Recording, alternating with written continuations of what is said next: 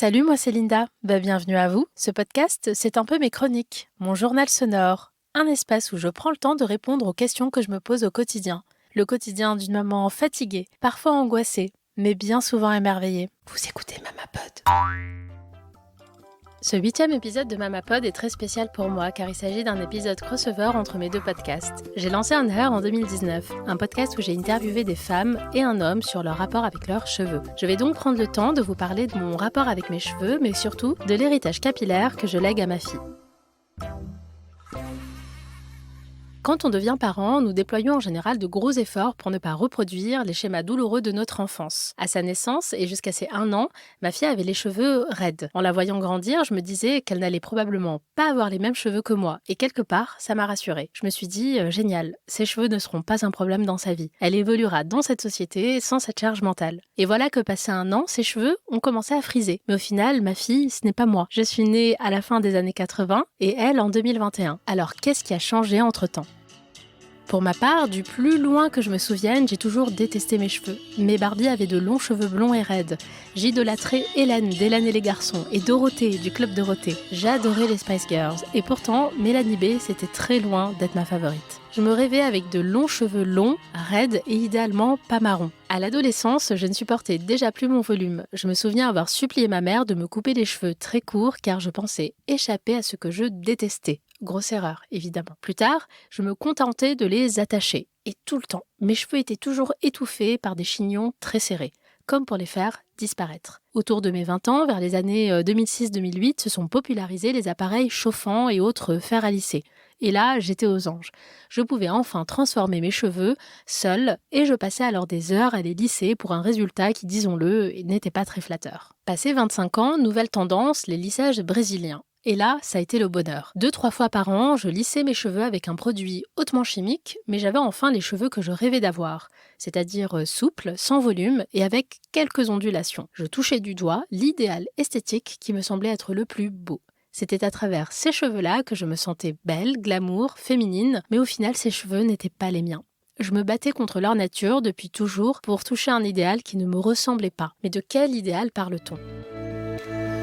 J'ai réalisé un jour que je n'avais plus envie de ressembler à une autre personne, mais à moi-même. Sans parler du fait que je me tuais à petit feu sans le savoir avec ces produits chimiques que je me mettais sur la tête. Transformer ses cheveux pour se sentir bien, c'est quelque chose de très banal au final. Certaines personnes changent de couleur de cheveux, alors que d'autres optent pour des implants capillaires pour passer à nouveau la main dans leurs cheveux. Mais voyez-vous, je me suis interrogée sur les raisons pour lesquelles je me les lissais. Je me suis posé un tas de questions. J'ai observé les femmes qui m'entouraient. Je suis revenue sur mon enfance, mon adolescence, sur tous ces messages et les représentations de femmes qui m'ont été mis sous les yeux. J'ai compris que ma volonté de transformer mes cheveux ne venait pas du fait qu'ils n'étaient pas beaux, mais partait du postulat que moi, je ne pouvais pas ressembler à un idéal de beauté, que je ne rentrais pas dans la bonne case, qu'il n'y avait qu'une façon d'être jolie, attirante et élégante. Et les autres, et moi, sommes-nous condamnés à être en lutte contre nos cheveux, à les martyriser, à les assécher pour toucher une beauté qui ne nous appartient pas, une beauté parfaite qui tend vers une peau claire et un cheveu raide, car il s'agit de ça pour une jeune femme racisée. Être attachée à ses origines, oui, mais faisons en sorte que ça ne se voit pas trop. Tout ceci a été tellement intériorisé que j'ai fini par penser qu'il s'agissait simplement de choix esthétiques. Alors je ne parlerai pas au nom des autres femmes, mais pour moi, ça n'a pas été le cas. Alors oui, revenir au naturel fut une décision politique et sociale me concernant, mais aussi ethnique et identitaire liée à mon héritage familial. Et évidemment pour préserver la santé de mes cheveux et ma santé tout court. Saviez-vous que les fibromes utérins étaient par exemple en grand nombre au sein de la population féminine africaine ? Quand on se penche sur les conséquences des défrisages capillaires et des répercussions sur l'utérus, je pense qu'on tient une triste corrélation. J'ajoute à tout ça le manque, ou je dirais l'absence totale d'accompagnement cosmétique pour les curly hair. Il existe sur le marché des produits adaptés aux cheveux bouclés depuis seulement 4-5 ans. Vous vous imaginez, 4-5 ans, ce n'est rien. Ce n'est qu'autour des années 2018-2019 que nous avons réellement pu nous occuper de nos propres cheveux. Je trouve ça dingue. Alors évidemment, la communauté noire a écrit et œuvré sur le sujet il y a bien longtemps. Mais les industriels, les médias, les gens ne semblaient pas vraiment intéressés par le marché capillaire des femmes noires. Sans surprise, me diriez-vous. Bon, vous l'aurez compris, ces sujets m'intéressent et je vous invite à écouter les interviews d'On Hair si vous voulez aller plus loin et entendre des témoignages passionnants. On Hair est disponible sur votre appli podcast et je mettrai le lien dans la description. Le défrisage, ça a longtemps été un rite de passage en fait pour les petites filles. À partir du moment où elles entrent dans l'adolescence, c'est le rite de passage qui te permet de te conformer à une certaine image de la féminité. Bon alors ma fille, dans tout ça, qu'est-ce qui a changé de mon côté depuis que je suis devenue maman ? Comment m'assurer que ma fille appréciera ses cheveux ? Dans un monde parfait, j'aimerais que les cheveux de ma fille ne soient pas un sujet, au même titre qu'une peau noire et mate ne soient pas des sujets. Mais bon, en 2023, le monde n'est pas encore parfait. Mais il est définitivement mieux qu'à mon époque. La bonne nouvelle, c'est que du côté des représentations, les choses ont pas mal évolué. Des poupées, en passant par les personnages de dessins animés et séries télé aux publicités, on voit de plus en plus de curly hair. Et ça se reflète alors dans les rues. On croise tellement de femmes et d'hommes aux cheveux bouclés, enfants comme adultes. On ne se sent à présent plus seul. Je ne sais pas si les moqueries existent encore à ce sujet dans les cours d'école, mais plus jeune, c'était un réel sujet de moquerie. Pendant des années, on m'a appelé couffin, mouton, chou-fleur. Alors pas vraiment top pour la confiance en soi. Ma fille n'est pas encore à l'école, mais qu'il n'essaye pas de se moquer de mon curly baby, je sortirai les griffes. Comme je l'évoquais plus tôt, la cosmétique et les techniques ont tellement évolué. Quand j'étais ado, ma curly hair routine, c'était de les mouiller et j'appliquais une mousse coiffante par-dessus et c'est tout.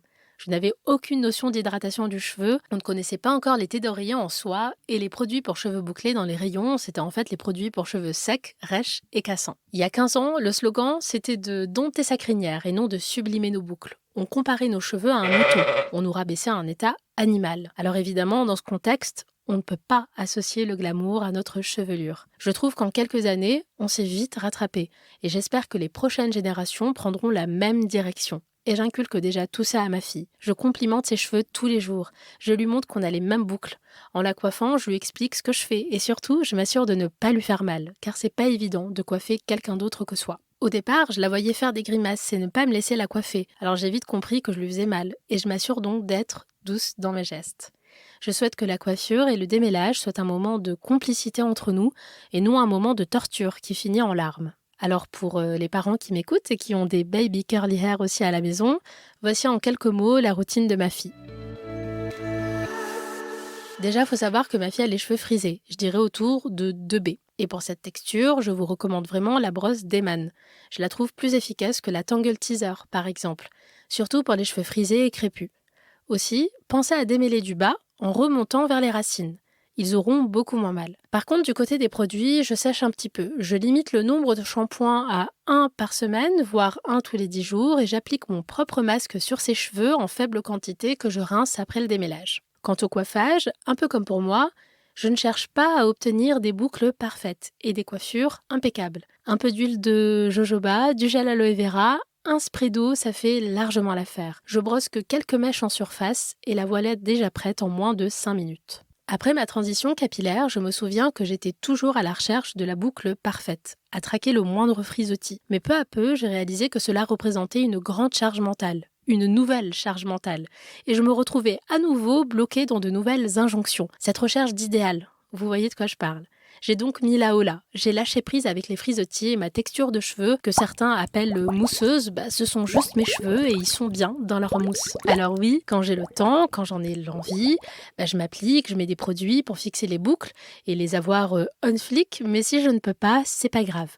Je trouve toujours le moyen pour être satisfaite avant de sortir, sans y passer 30 minutes. Au final, j'aimerais que ma fille aime ses cheveux, qu'elle en soit fière et qu'elle ne subisse pas les injonctions que j'ai subies. Parfois, je l'imagine adulte et je me demande quelle femme sera-t-elle sans toutes ces pressions extérieures, sans les commentaires passifs-agressifs sur son physique.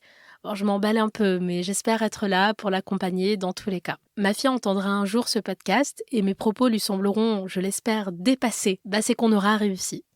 Mais alors, dans tout ça, est-ce qu'il m'arrive de me lisser les cheveux parfois ? Alors oui, la réponse c'est oui. Ça peut sembler contradictoire, mais la liberté, c'est celle-là aussi. C'est avoir le choix de les lisser ou de ne pas les lisser. Ne pas m'obliger à les avoir lisses, comme ne pas me l'interdire. Me trouver jolie en me regardant à travers le miroir, qu'il soit lisse ou bouclé. Il m'a fallu des années pour que j'arrive à cet état d'esprit et pour le moment, j'en suis satisfaite. Seulement, du haut de ces 2 ans, j'ai peur que ma fille ne le comprenne pas ainsi et me demande, elle aussi, de lui faire la même chose. Alors comment je réagirai ? Qu'est-ce que je lui dirai ? Est-ce que je dois cesser de les lisser pour donner l'exemple ? Un peu comme le fait de se maquiller ou de s'épiler, je vais devoir trouver une bonne réponse, si tant est qu'il y en ait une. C'est déjà la fin de ce 8e épisode et j'espère que vous en avez apprécié l'écoute. Si vous souhaitez soutenir mon projet, c'est très simple. Likez et commentez le podcast sur Spotify ou Apple Podcast et diffusez-le autour de vous. Merci d'être de plus en plus présente et présent et j'ai hâte de vous retrouver pour le prochain épisode. À très vite, salut!